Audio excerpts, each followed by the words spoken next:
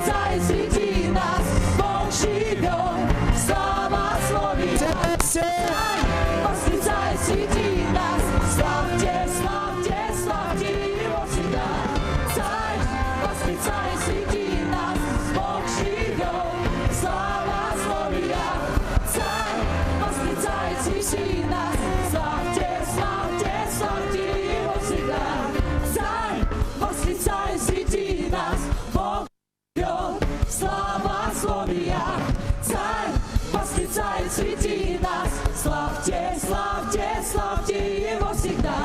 Царь восклицает среди нас, Бог живет, слава слове. Царь восклицает среди нас, славьте, славьте, славьте Его всегда. Царь восклицает среди нас, Бог живет, слава слове.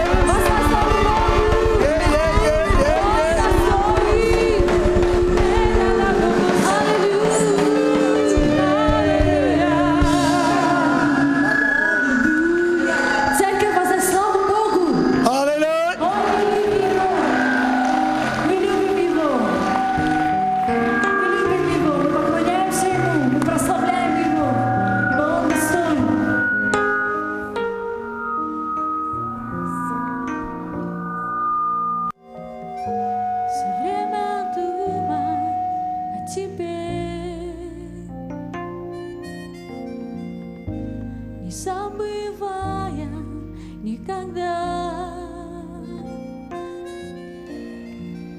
я буду славить Тебя. Я буду славить Тебя.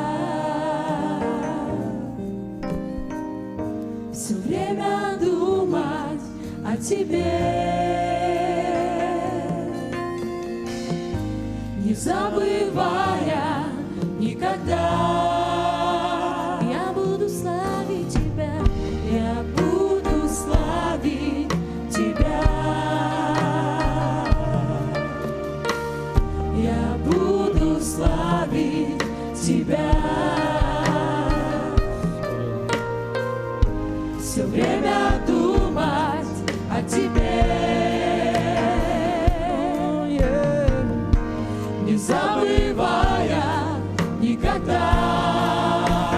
Я буду славить Тебя, я буду славить Тебя. Я буду славить Тебя. Все время думать о Тебе, не забывая никогда, что Ты мой Бог, Ты мой Спаситель.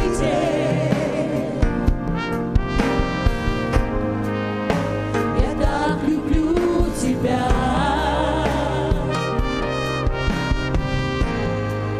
Твое имя всех выше. Давайте откроем наше сердце перед Богом. О, Иисус!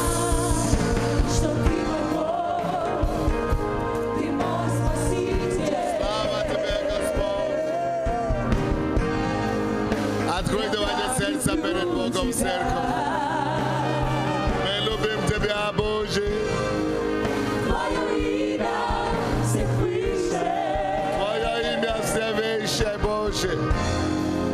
Ты царь.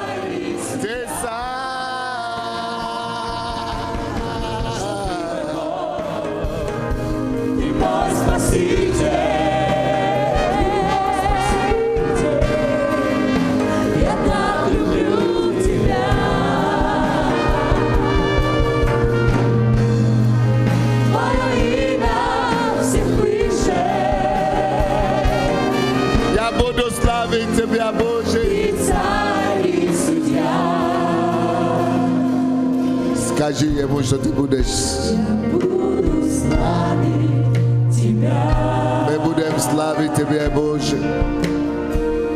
Я Буду славить Тебя.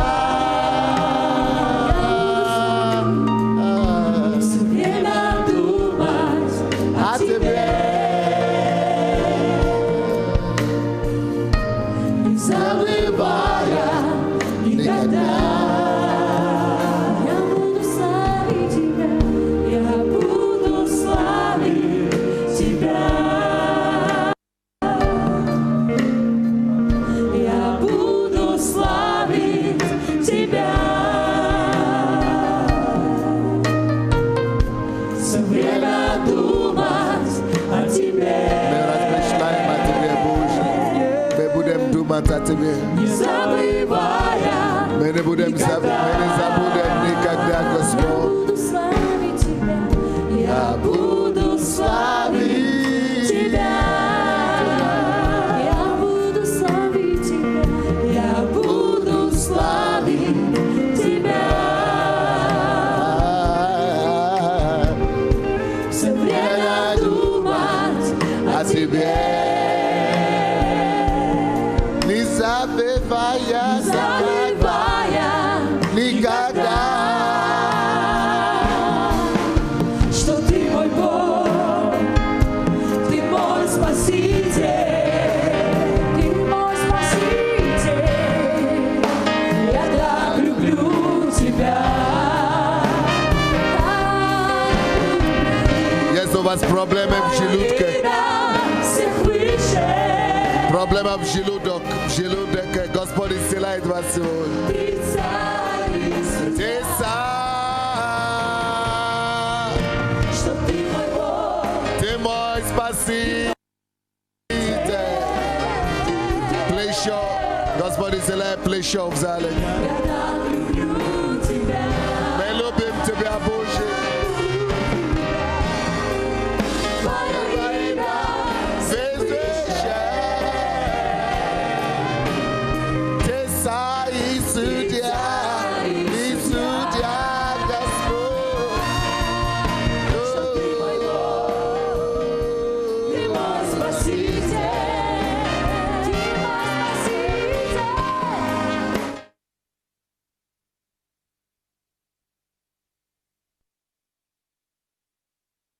Как вы будете это делать, тяну там.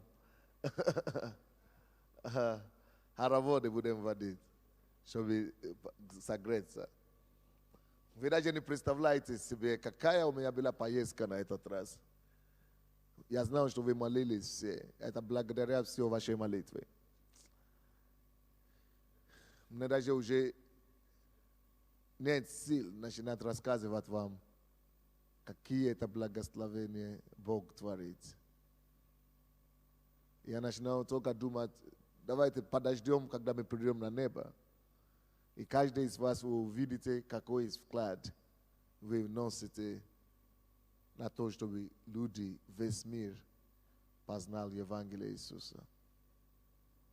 Это такие потрясающие конференции были. Просто уму непостижимо. Сейчас ко мне приходит идея, может быть, эти кассеты, которые были хотя бы на русском, на английском я проповедовал, но было с переводом, когда я был в Сакраменто у пастора Василия. Может быть, хотя бы это вы сможете послушать, чтобы вы почувствовали хотя бы чуть-чуть настроение. Я думаю, в воскресенье оно уже будет на продаже. И те, которые на английском, может быть, наложить. Но я что планирую для воскресенья. Я думаю, то, что показали по всему миру, я опять выступил по телевизору, и было показано по всему миру. И я хочу, чтобы вот это мы посмотрели на воскресенье с вами, на служение помазания, чтобы хотя бы почувствовать чуть-чуть атмосферу, то, что Бог творит. Это просто вещи похвал. Его слава, она меня усмиряет каждый раз.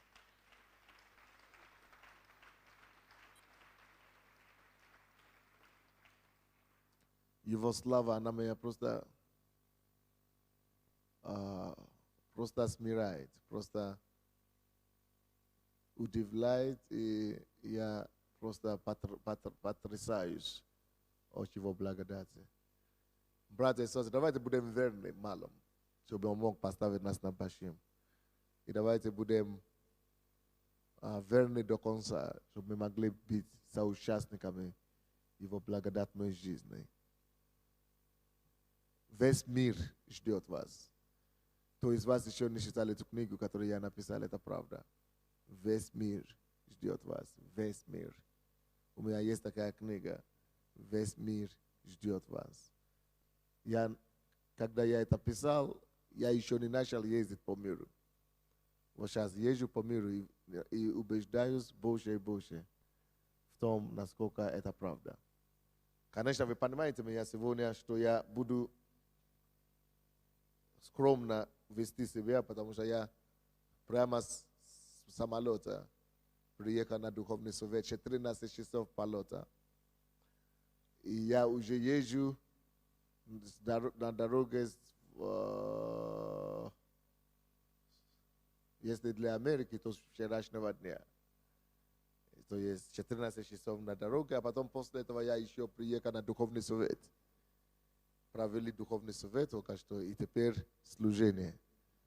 Так что вы поймете, если я не буду слишком эмоционально сегодня, да? Так, давайте возьмем наши пожертвования десятины и будем благодарить Бога. Слушай, у меня ничего нет. Принцесса там есть? Короче, если у вас есть что-то дать Господу, давайте поднимем наши десятины пожертвования вверх Богу. Господи, мне они присылают такие длинные лимузины, потому что я приезжал, с аэропорта меня встречают такие машины, длинные вот такие. И я там сижу, пропадаю. Они относятся как к королю. А я говорю, а там, где Бог меня поместил, готовы расстрелить.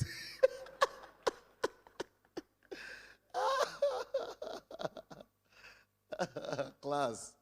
Такой интересный контраст для веселья.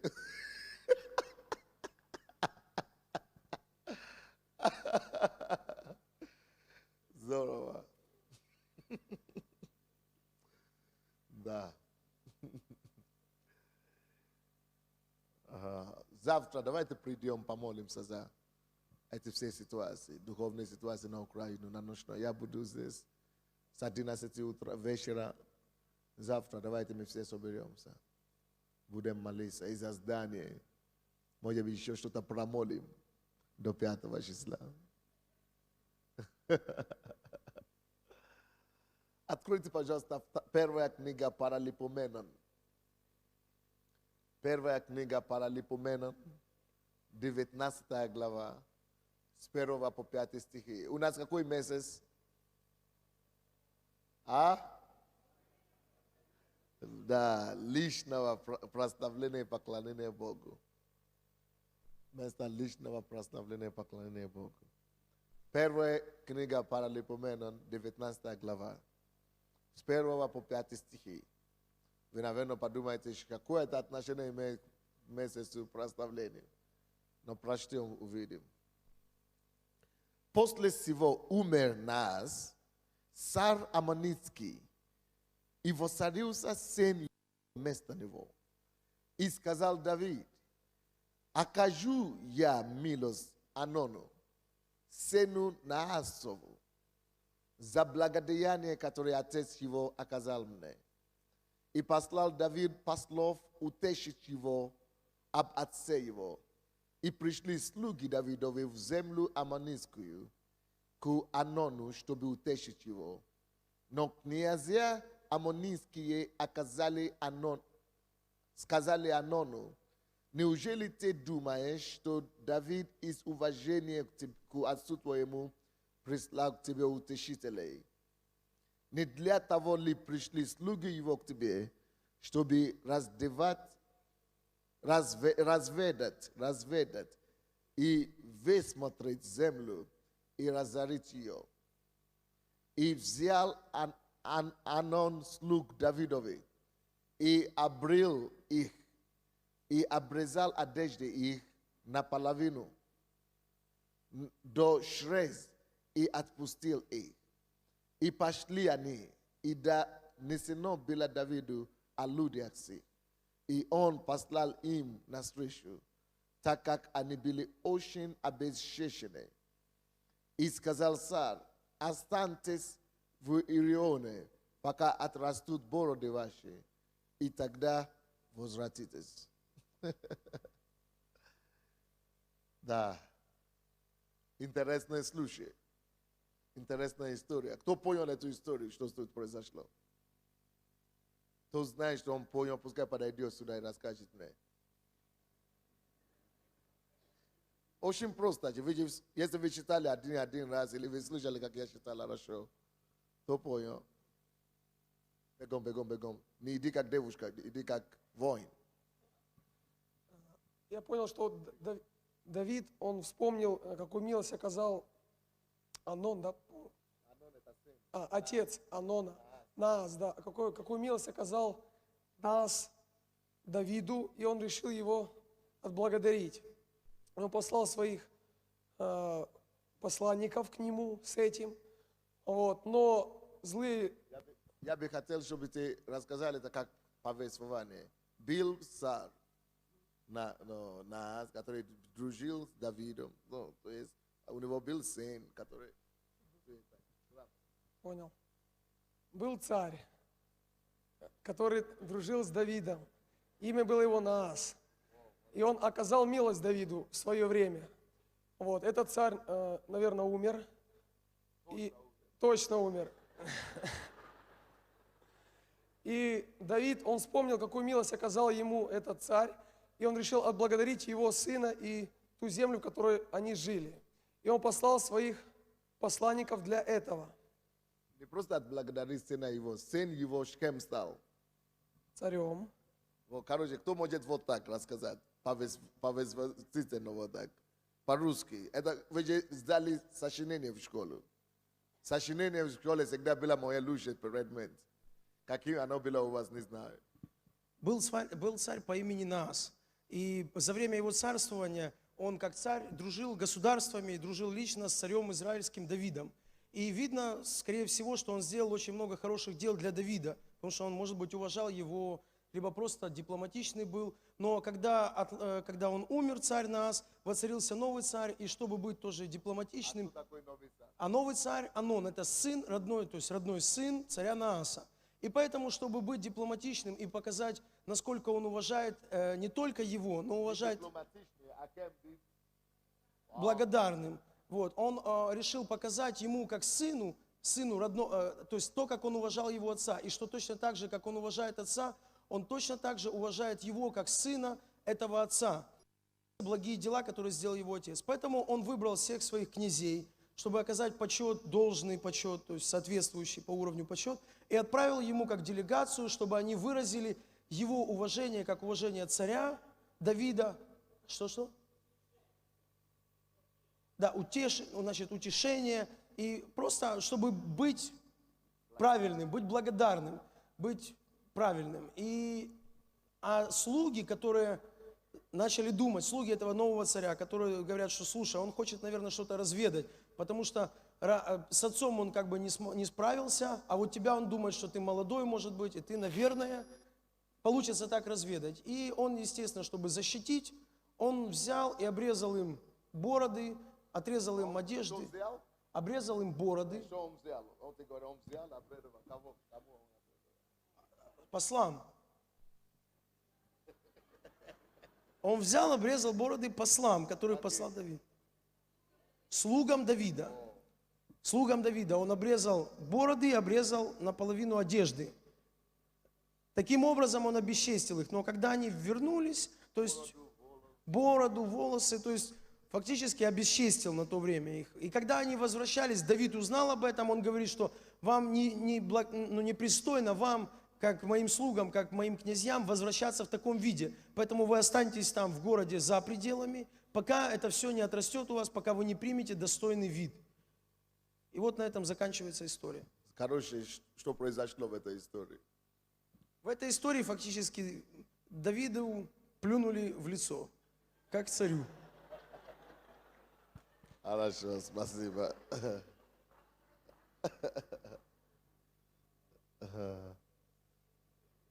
Все сразу понятно, как кто читает Библию. Я проповедую сегодня на теме «Имейте культуру благодарности».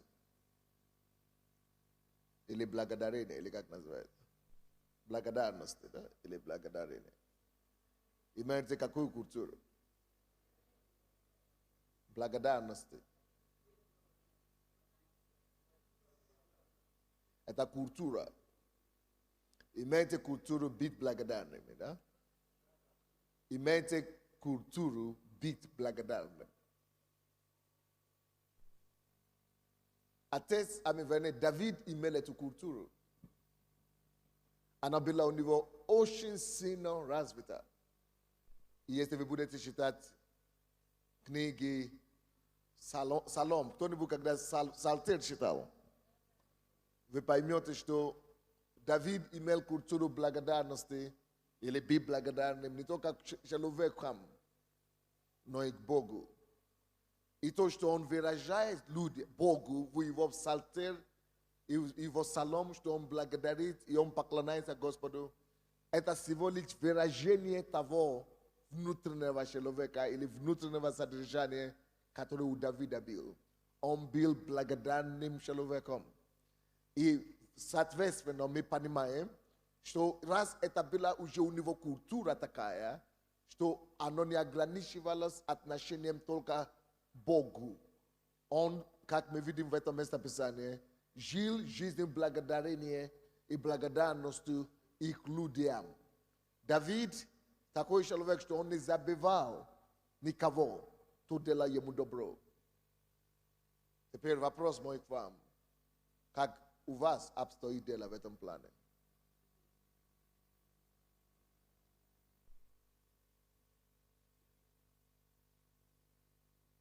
Какой вопрос я задал?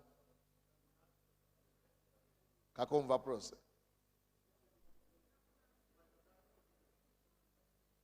Давид не забывал никого, кто оказал ему когда-нибудь честь, помогал ему или какие-то услуги ему оказал. Он не забывал их, даже если у него в данный момент не было возможности отблагодарить или выразить каким-то образом признательности, то он не забывал их. Он хранил это все в его памяти или в его книге, которую он заводил, а у каждого из нас должна быть такая книга памяти. И когда у него как только что появляется возможность, он выражает благодарение, он выражает признательность, даже в том случае, когда этих людей уже нету в живых. Для многих из нас, если этих людей уехали из города, или их уже нету на виду, это как раз для нас возможность укрыться и не воздать то, что мы им должны. Если это мы были на его место. Если мы кому-то должны, и он уехал из города, скорее всего, мы бы сказали: о, слава Богу, Бог, какой ты чудесный, ты так ответил на мой вопрос. Тем более, если он умер. Мы бы вот так с вами поступали. Я говорю, мы бы благодарили Господа, что, о, слава Богу, не придется долг отдать. Слава тебе, Господу. О, как ты знаешь, что у меня нет возможности. И ты убрал эту долг от меня.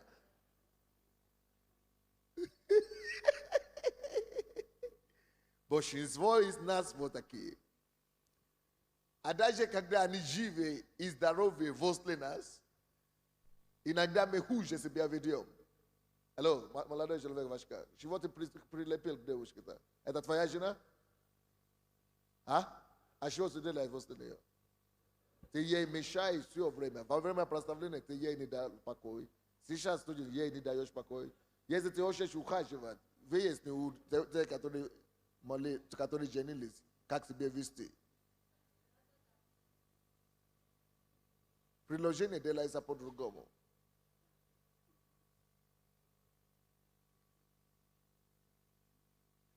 Я как раз пророчествовал на помазание, чтобы остерегаться таких кандидатов, как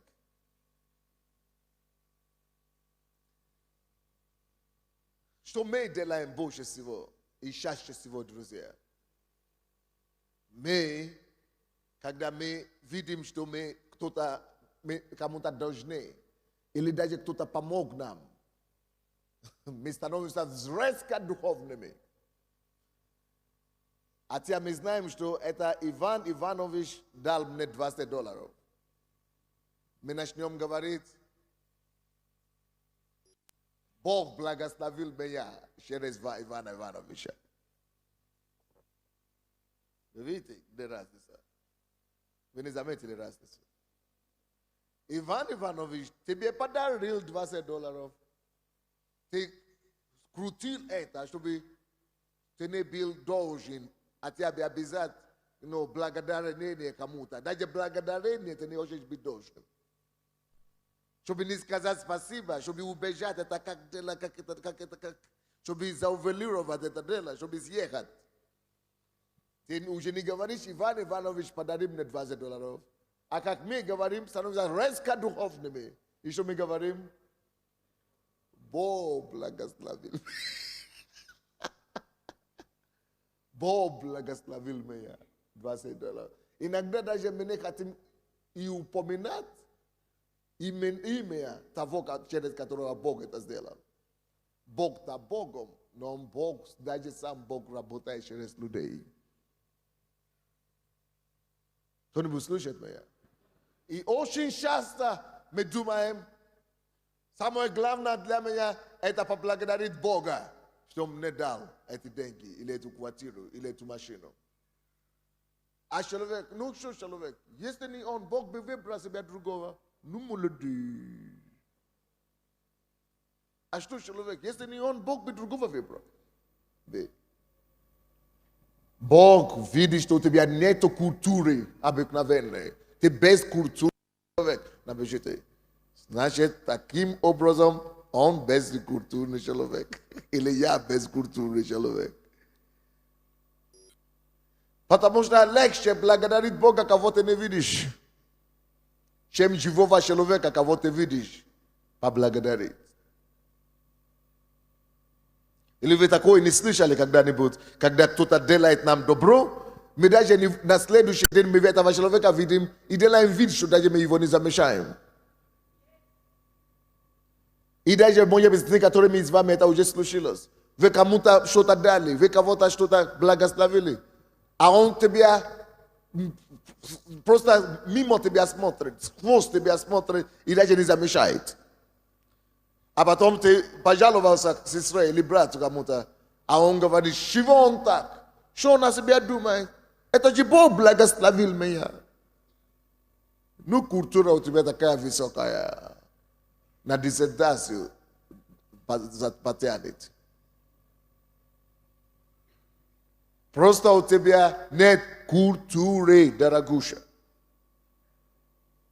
Элементарной культуры нет. Когда кто-то нас благословляет, когда кто-то нам помогает. И это не только, говорю, это не только в отношении членов церкви, в отношении церкви тоже. Когда кто-то что-то нам делает, от церкви должны поступать к ним официальное благодарение. Вы, конечно, знаете, что мои руки до этого не дойдет. Но поэтому я и говорю всем, кому это имеет отношение. Письменная благодарность людям. Или устная благодарность, звонки людям благодарность за каждую вещь, что они делают для Бога даже. А кто-то скажет, а он же для Бога сделал. А при чем тут? Зачем благодарить? Он же для Бога сделал. Это с его стороны он для Бога сделал. Но с твоей стороны, как получатель, ты должен тоже еще показать человеческое лицо, что ты умеешь благодарить даже за то, что Бог тебе дает. А я уже Бога благодарил. Конечно, легче тебе Бога благодарить. Потому что таким образом мы убиваем иногда у людей чувства и желание еще кому-то помочь завтра. Потому что когда мы уже однажды кому-то помогли, Они не отблагодарили, не отреагировали. Они уже думают, неужели все верующие такие? Уже неохотно человеку другому помочь. Это с одной стороны. С другой стороны, когда ты помогаешь человеку, тебе они благодарят, ты начинаешь думать, может быть, это даже не Бог мне сказал ему помочь. Может быть, это я от себя. Человек начинает отучиваться слушать голос Бога из-за того, что какой-то, извините, негодяй, неблагодарный нашелся, некультурный, бескультурный человек нашелся. И этот человек начинает думать, что, может быть, это я по плоти делал. И у человека, который благословлял, который делал добро, который должен был от этого получить кайф, удовлетворение, радость, что он творит добро, от этого ему начинается еще быть нелегко. Ему начинается быть даже не по себе. Ему начинается даже быть тяжело за то, что он делает это добро. Ему начинается быть неудобно, что он даже это добро творил. Но Давид не был таким человеком. И почему я это говорю сегодня, друзья? Потому что то, как ты относишься к человеку, так ты и относишься к Богу.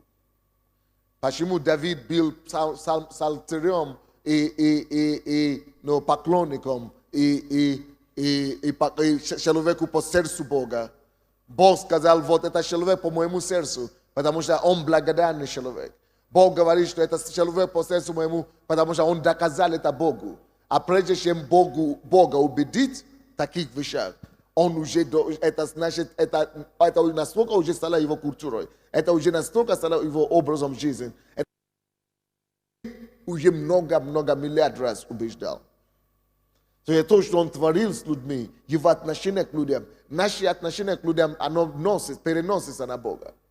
Потому что как мы можем быть благодарны человеку, которого мы не знаем, если Бога, которого мы не знаем, если человека, кого мы видим, который должен был даже нашу совесть как-то пробудить, если мы этого не можем благодарить, а потом мы приходим перед Богом уже святыми такими становимся, и уже такими духовными сразу, поклонниками такими. А Бог говорит, что это ты артист, дорогой. Театр мне устраиваешь, спектакль мне устраиваешь. А мне твой спектакль не надо до завтра. Твой театр не надо до послезавтра. Если ты любишь меня, люби соседа. Если ты меня уже поклонился, благодари соседа. Если ты человека, кого ты видишь, не можешь любить, как ты можешь Бога, кого ты не видишь, любить? Если ты человека, кого ты видишь, не можешь благодарить, кто тебе делал добро, как ты можешь меня благодарить, который ты не видишь? Это ты артист. Ты куклы играешь.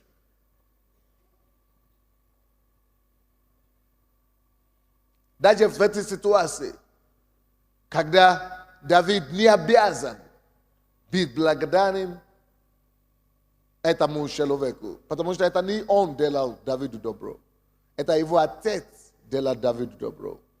Но из-за того, что он молодой царь, который воцарился после смерти его отца, Давид хотел утешить его после смерти его отца.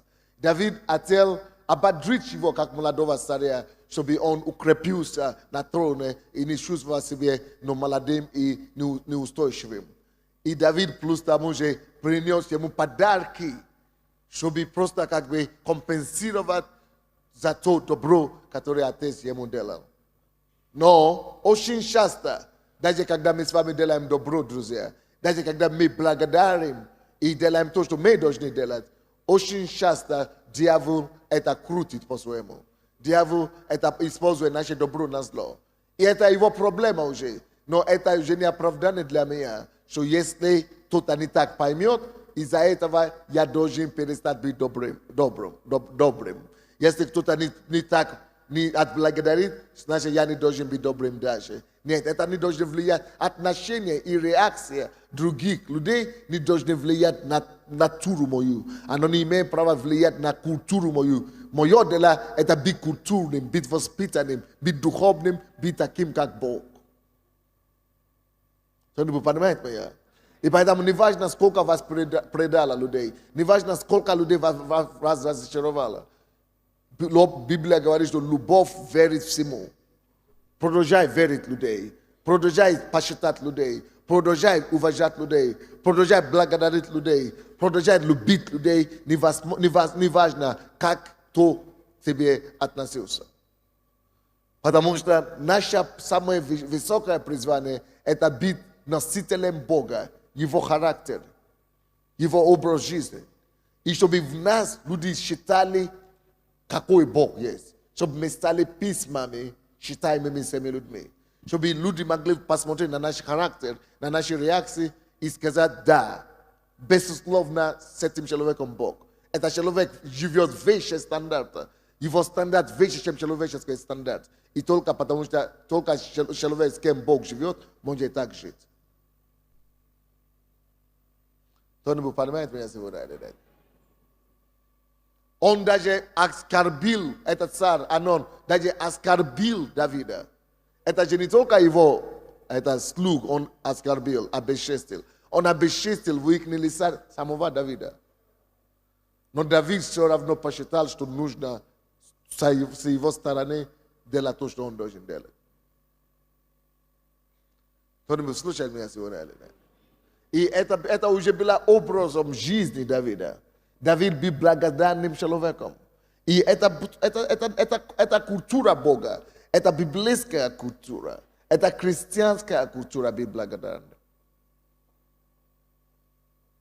Даже в Библии, тем более в Библии можно было, где еще как в Библии, можно было бы сказать, это Бог сделал. Зачем человека благодарить? Это воля Божья все равно для меня. Бог меня хотел поставить кем-то. Конечно, тем более в Библии прежде всего можно было вот так сказать. Но именно здесь в Библии говорится нам, что кроме того, что Давид пел Богу, благодарил Богу, что он еще что? И человека благословлял, благодарил. Псалом 33, 32, вернее. 32 Псалом.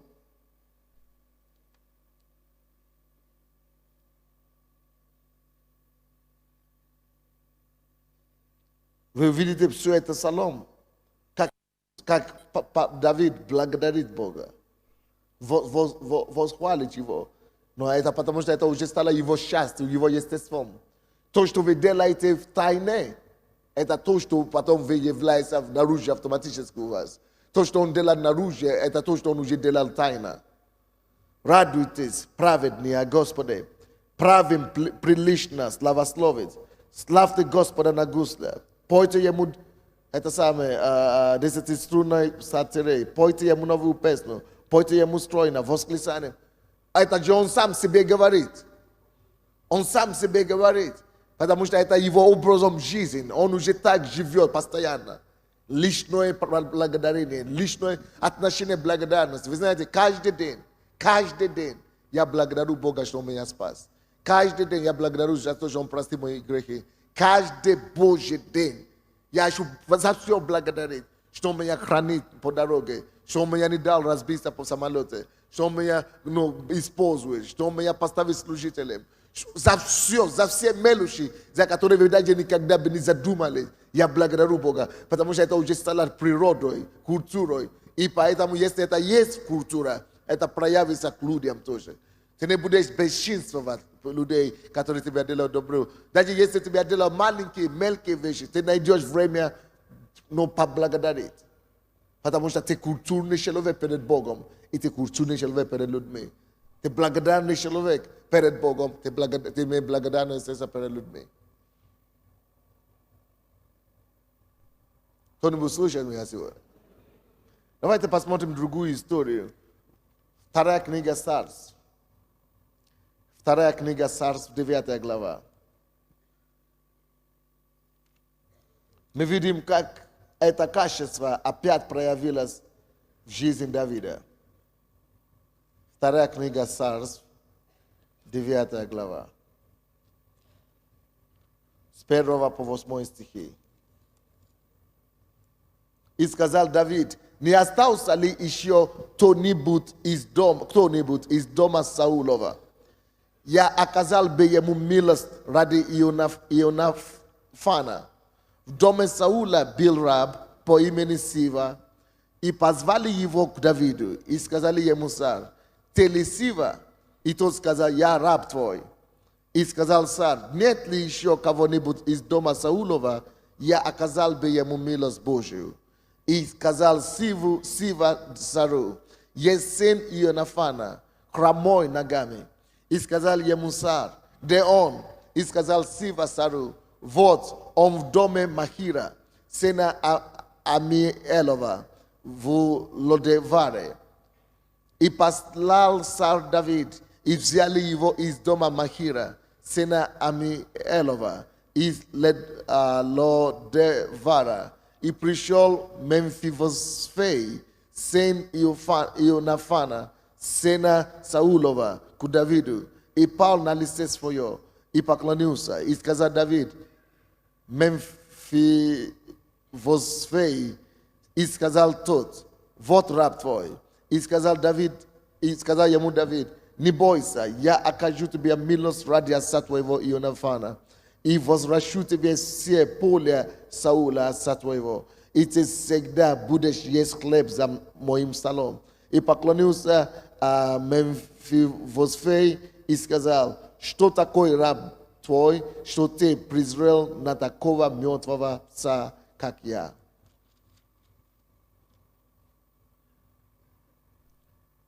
А еще одна ситуация, которая бросает нам вызов. Твердый вызов. Бросает меня вызов. Вам вызов. Помните, кто такой Саул? В отношении к Давиду. Это отъявный враг Давида. Это человек, который искал убить Давида. Потому что многие из нас, мы бываем ожесточенными. Многие из нас, мы бываем обиженными на мир, на людей, только из-за того, что они делали против нас. Прими решение сегодня в твоей жизни, что ты никогда не будешь держать обиду ни на кого. Посмотрите на меня. Нету человека на свете, на кого бы я держал обиду. Нету человека на свете, кого бы я не любил. Нету человека на свете, на кого бы я был огорчен. Нету такого человека на свете. Я всех люблю одинаково. Даже те, которые делают нам пакости сегодня, я к ним отношусь. Вот здесь Давид, несмотря на все то, что сделал ему Саул, это такие пакости, что не дай Бог. Вы думаете, что кто-то обидел вас? Вы думаете, что бывший муж обидел вас? Вы думаете, что люди, которые посадили вашего ребенка на угле, обидели вас? Вы думали, что ваша бывшая жена обидела вас? Вы думали, что свекрови и теща обидели вас? Это ничего, все, вместе взятые, сравнение с тем, что делал Саул против Давида. Он просто его добивал, он бросал на него копье, он его делал рабом, он использовал его, он обнищил его, он просто издевался над ним, он убивал его, он целую армию послал, чтобы его уничтожить. Если при этом Давид не держал обиду, кто я такой, чтобы держать обиду вообще на кого-то? Наше дело иметь только одна обязанность – любить людей.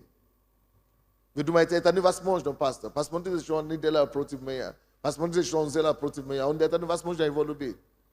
Слушай, если ты не можешь любить, ты еще не свободен. Значит, ты сам еще не свободный человек. Ты раб твоих чувств, ты раб своей эмоций, ты раб своих мыслей, и ты не свободен. И ты так же страдаешь, как тот страдает. Или, может быть, ты еще больше страдаешь, чем тот страдает. Но я учусь у Давида. Когда я читал такое местописание, что Давид, несмотря на то, что сделал против него Саул, он не просто не ожесточился. Бог, даже сам Бог, вынужден вмешаться в эту ситуацию и убрать Саула. Несмотря на то, что Бог сам даже вынужден убрать Саула, Бог убрал Саула, но Давид все равно не был злой на него. Но хуже того, после его смерти, Давид продолжал искать наследника у него.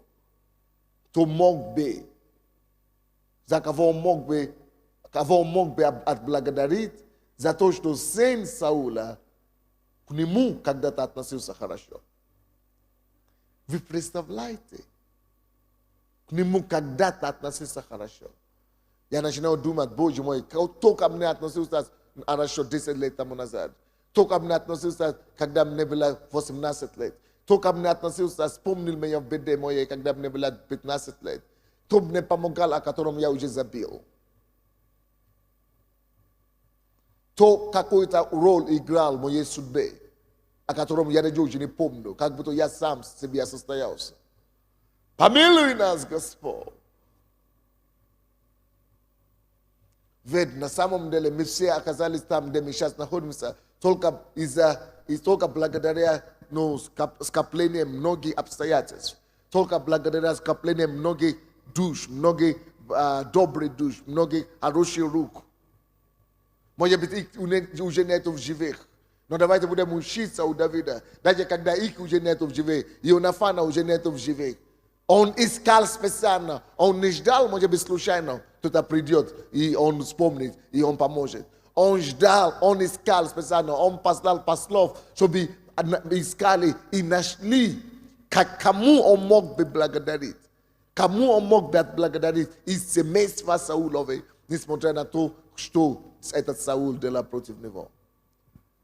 Можешь ли ты думать сегодня и вспомнить твои школьные дни?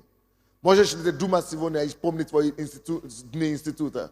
Можешь ли ты помнить твои дни голода сегодня? Можешь ли ты помнить твои дни нужды сегодня? Можешь ли ты вспомнить дни твои слезы сегодня, когда кто-то тебя утешил?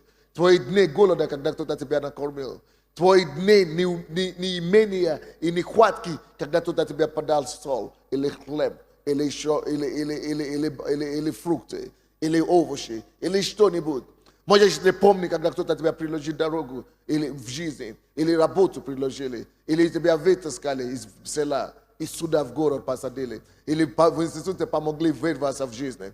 Может быть, ты помнишь кого-нибудь, даже если ты не можешь их найти, и ты не можешь, даже если их уже нету в живых, можешь ли ты воздать добром за даже их последующее поколение? Это культура, друзья.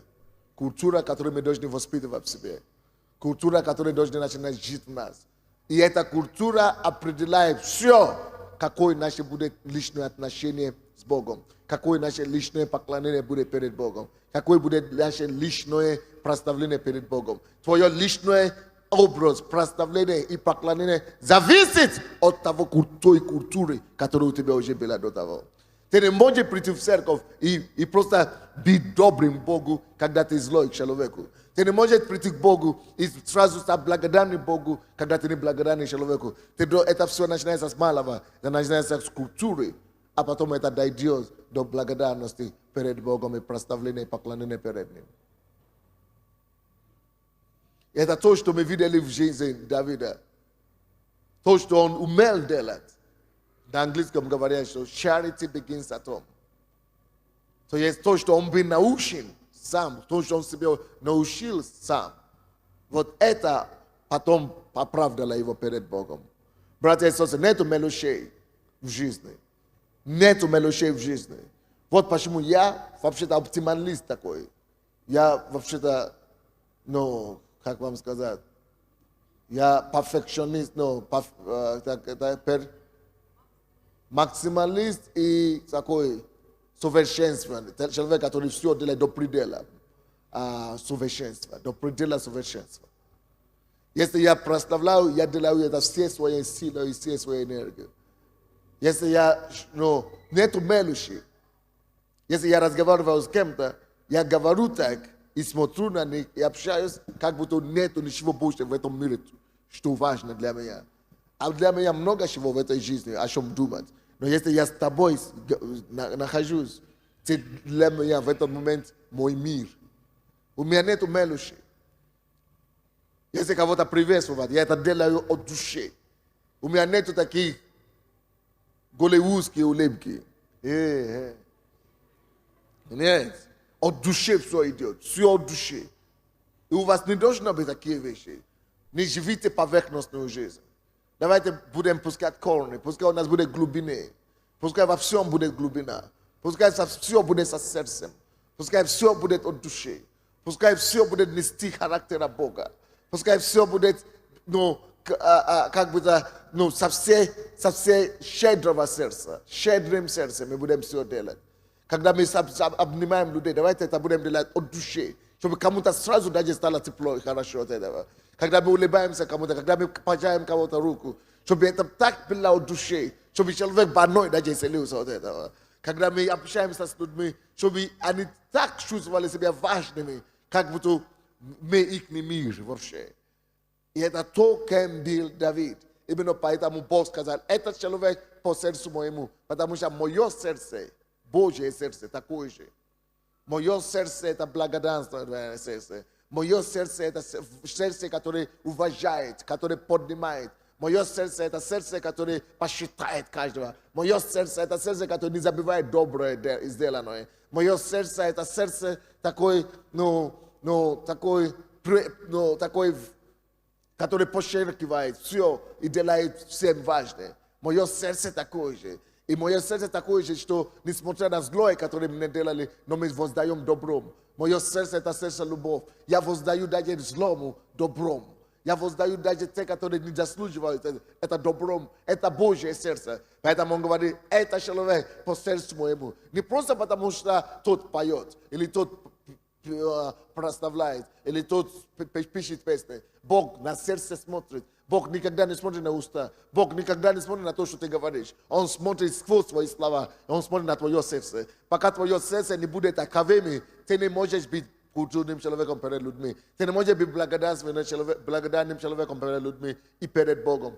Это все исходит от сердца. Давайте начнем работать над нашими сердцами, друзья. Давайте начнем работать над собой, чтобы мы не были поверхностными людьми, чтобы мы не бегали над людьми, чтобы мы не ходили по трупам. Но давайте начнем работать над своими сердцами, чтобы мы начали носить души людей в свои сердца, чтобы мы начали носить людей своими молитвами, своими добротами, своими сердцами большими. Чтобы наши сердца, друзья, было такое сердце, которое весь мир может поместиться туда. Все мне это говорят, везде, куда бы я ни ездил, в Америку, здесь. И в Америке тоже говорили, пастор, мы молимся, чтобы Бог нам дал такое сердце, как у вас. А я говорю, а какое у меня сердце? Они говорят, у вас такое большое сердце, все могут там поместиться. А я думал, что все такие. А как, почему бы, у вас что, нет такое? Мы молимся. Надо тренировать свое сердце, чтобы оно было такое. Надо тренировать твое сердце, чтобы оно было такое. Надо тренировать, убивать плоть постоянно. Удалять плоть на второй план. Плоть из своего я на второй план. И чтобы вот его сердце могло стать наше сердце. Тогда, как и Давид, он мог сказать нам, это человек по сердцу моему. Дайте Богу славу.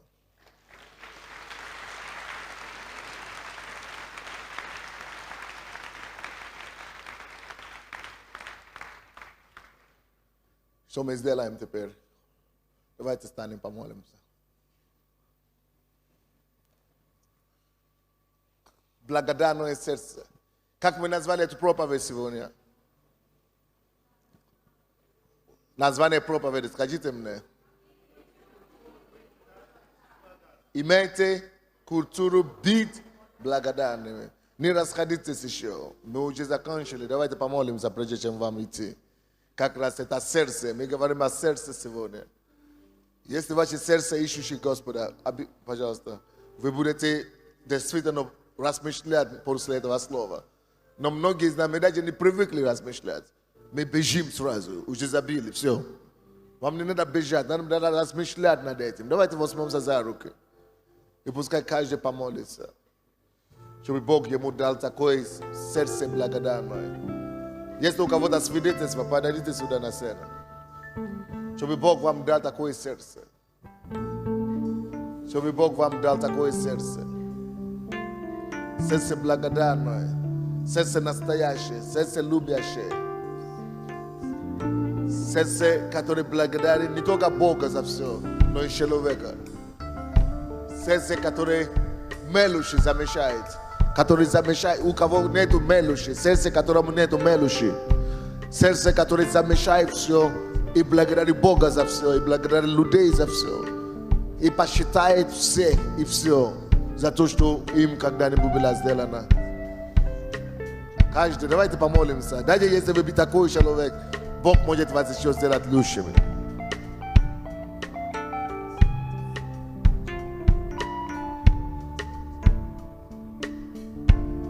Чтобы Бог мог свидетельствовать о нас, что у нас такое сердце, как у Него.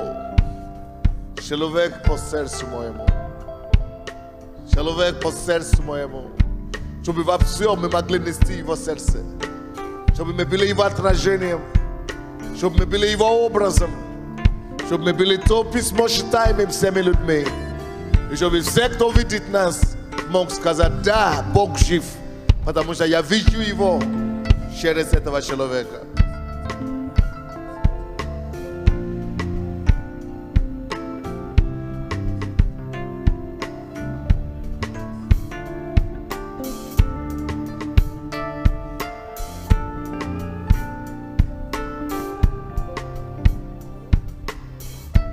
Скажи Богу: дай мне Твое сердце, Господи. Твое сердце, Господь, Твое сердце. Твое сердце, Твое сердце, Господи. Твое сердце, Твое сердце. Твое сердце. Хочу быть такой, как Ты.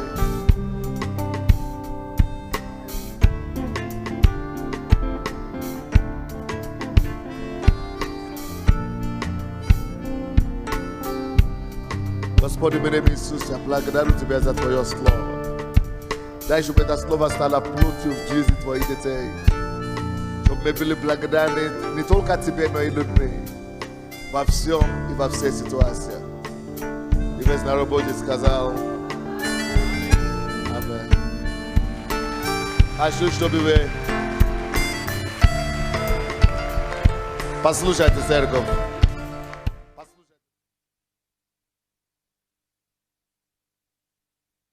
Людей останутся на всю жизнь. И свидетелями были данного чуда было тоже очень большое количество людей. Порядок 100 человек. Это произошло в производственной деятельности. Я занимаюсь авиационными вопросами. Авиационного? Да, я руководитель авиационного производства гражданской авиации. Самолет нашей авиакомпании не мог вылететь. Он должен был вылететь в 20 часов вечера. Но с заправкой, как обычно, задержались, кто-то куда-то торопился и не хватило времени 1 часа. То есть мы продлили режим работы аэропорта на 1 час. Но люди, работники аэропорта, такие же, как и вы, как и я. То есть 8 часов все закрыли и ушли. И мой самолет остался недозаправленный. Значит, в разных государствах, куда он должен был лететь, за грузом, везти. Огромная неприятность, срывы контрактов, огромные потери денег. И, серьезно, такие, я должен был заплакать, там, наверное, еще что-то сделать. Вот. Вместо этого я начал молиться. Слава тебе, пришла огромная радость и уверенность в том, что из этой тупиковой, невозможной ситуации есть выход. И он мне был подсказан. Этот выход, и многие люди, с которыми я в процессе этой короткой истории общался, они говорили, что то, что я предлагаю, это невозможно, что этого никто никогда не делал. Что это в принципе не может быть. Что произошло? Произошло следующее. Значит, после молитвы, которая была очень концентрированной, точной, она была направленной, Господь дал мне уверенность, Он дал мне радость. И вот вместо того, чтобы плакать, я просто радовался, я улыбался и начал разговаривать с теми людьми, которые уехали с работы. Вот. Я нашел руководителя этих людей. Короче, это длинная история. Она продолжалась 2 часа. В 10 часов она была начата, в 12 часов ночи она была закончена. Бог дал возможность, силы, средства и расположение этих людей. Эти люди, работники аэропорта, таможенники, пограничники, диспетчера службы движения, они все приехали опять на работу.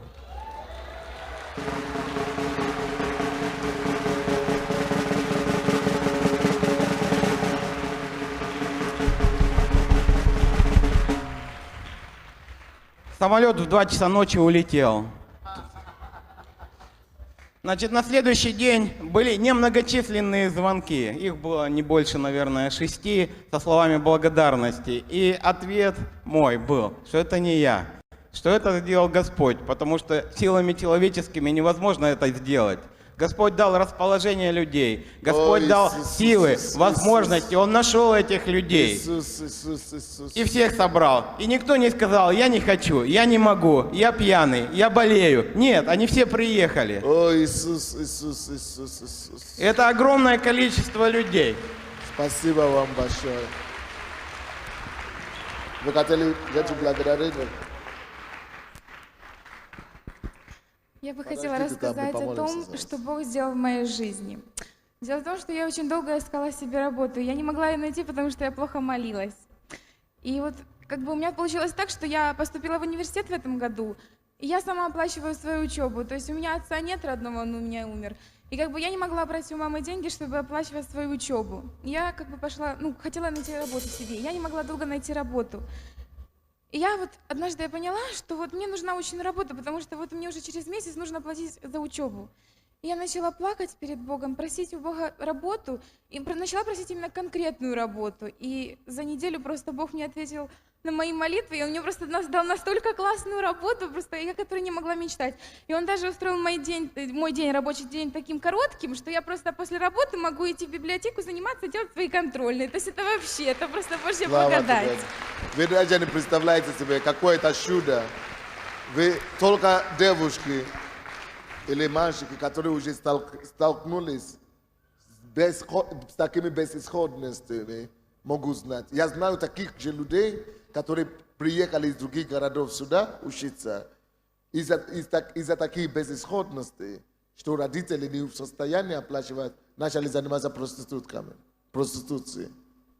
И они начали опускаться так, и в Киеве сейчас их тысячами. Начали спать с преподавателями, начали гулять с деканами, начали гулять по улице, стать на трассе и так далее. Вы не представляете себе, какое это чудо, когда есть у нас Отец, к кому мы можем обратиться. И нам не надо отпуститься, потому что Он есть наш защитник. Слава тебе, Господь. Я хочу посвидетельствовать о своей ситуации, когда я пришла к Богу еще в мире. Мои дети очень часто болели, но когда я пришла к Богу, они стали как бы еще чаще болеть. Один ребенок утром выздоравливает, на вечер уже другой начинает болеть. И я так поняла, что это просто было испытание, насколько сильно я хочу быть с Богом. Это прошло, Да. и сейчас мои дети, я просто удивляюсь, везде эпидемия, там дети в школе болеют. Мои дети не болеют. Спасибо Богу. Еще хочу Слава тебе, Господь. спасибо Богу сказать за то, что дети всегда просили с чем-то заниматься, или танцами, или еще чем-то. У нас не получалось, не было возможности.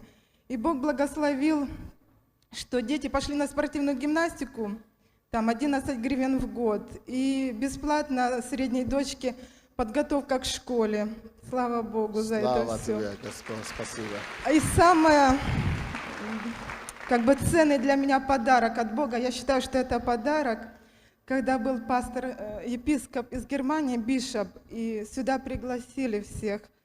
И пастор молился, и у меня было просто видение, это самый ценный подарок, спасибо Богу, за Духа Святого, потому что я видела, я вообще голубей не люблю, но тут было видение, голубь настолько прекрасный, настолько он красивый был.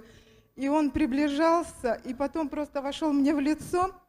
И я раньше думала, что я очень как бы радуюсь в Духе Святом, но когда голубь этот, Дух Святой, вошел в меня, это был просто взрыв радости в Святом Духе. Это, я пережила, что такое значит быть, как радоваться в Духе Святом. И это самый ценный для меня подарок. Это здорово. Спасибо вам большое. Добрый вечер, будьте благословенны.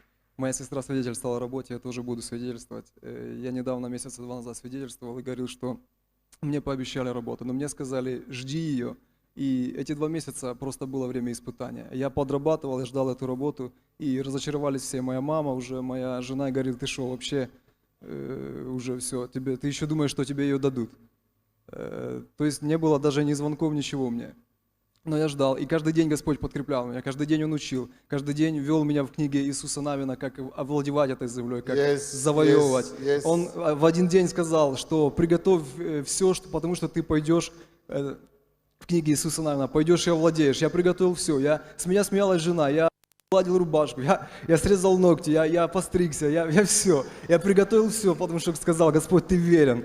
И буквально через несколько дней потом, прошло вообще 2 месяца, я ждал эту работу. Я подрабатывал. Прошло потом несколько дней, и мне просто вот так среди вечера позвонили, без, я не знаю, вообще. Это был приятный шок. Вера, Слава Господу. Господь сказал, терпение нужно, чтобы получить обещанное. И я хочу сказать, что если кто-то ждет что-то, просто стойте. Он сказал, не оставляйте упования, но предстоит великое воздаяние. Слава Господу. По вере получим обещанное. Спасибо тебе большое. Класс. Здорово. Над семьей моей сестры было проклятие. С мужем, муж ей изменял, и вообще были такие неполадки. Сама она неверующий человек был. Хотя вот в материнской стороне было все супер, не безупречно, скажем честно. Но вот она говорит, ты знаешь, Марина, я бы отдала все, чтобы быть здоровой. Она была вообще, человек больной. Она болела 2 года ровно. И она говорит, я не хочу ни денег, ничего, вот мне только нужно здоровье. Я говорю, ты знаешь, я ей говорила о Боге, но я просто начала молиться. И потом, когда она узнала, что муж еще и изменяет, мало того, что она болеет, она просто, я говорю, позвонила мне в слезах. Я говорю, Наташа, я говорю, пойди купи Библию.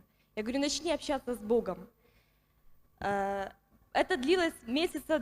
Потом я, когда приехала, я просто начала сильно над ней молиться. Она себе очень хотела ребенка, малыша, но у нее не было, здоровье не позволяло. Вы знаете, и Бог дал такое слово, я молилась над ней, я просила у Бога, и она с верой приняла, она покаялась во всех грехах, она приняла Бога в свое сердце. И Бог сказал, что скоро будет ребенок, благословленный им. Слава Богу! Через месяц она мне позвонила, говорит, Марина, я беременная. Слава тебе, Господь. Еще что хочу сказать. У нее был очень больной желудок, она не могла кушать. В секунде пришло исцеление. Не только женские органы исцелились, желудок, все, что у нее болело, все, что беспокоило ее, все болячки оставили. Слава Богу! А вы сколько в Боге? Сколько сюда ходите? Сюда хожу недолго, но Бога... Сколько месяцев? 3 месяца. 3 месяца. И вы уже так горячие и так серьезно взяли за Бога. Я всю жизнь искала Бога, честно говорю. И это единственное место, где я действительно его ощущаю настолько близко, насколько возможно. Да слава Богу за это место. Спасибо. Видите, что не надо было привести этого человека к пастору или кому-то. Если каждый из нас, где мы находимся, будем являть Иисуса вот так. К ним. Я знаю, что это ты простирает твои руки к каждому из них. Охрани, ограждай, направь, веди и научи каждого ходить перед тобой и дружить с тобой. И научи нас, Господь, преодолевать все ситуации в этой жизни. Пускай твоя благодать и сила не сходит на нас, чтобы мы могли явить твой свет и быть солью и ответом для всех ситуаций, которые окружают нас. Тебе слава и хвала, Господь. Во имя Иисуса Христа. Весь народ Божий сказал. Видите, после 14-го пролета я еще весь стоял до конца.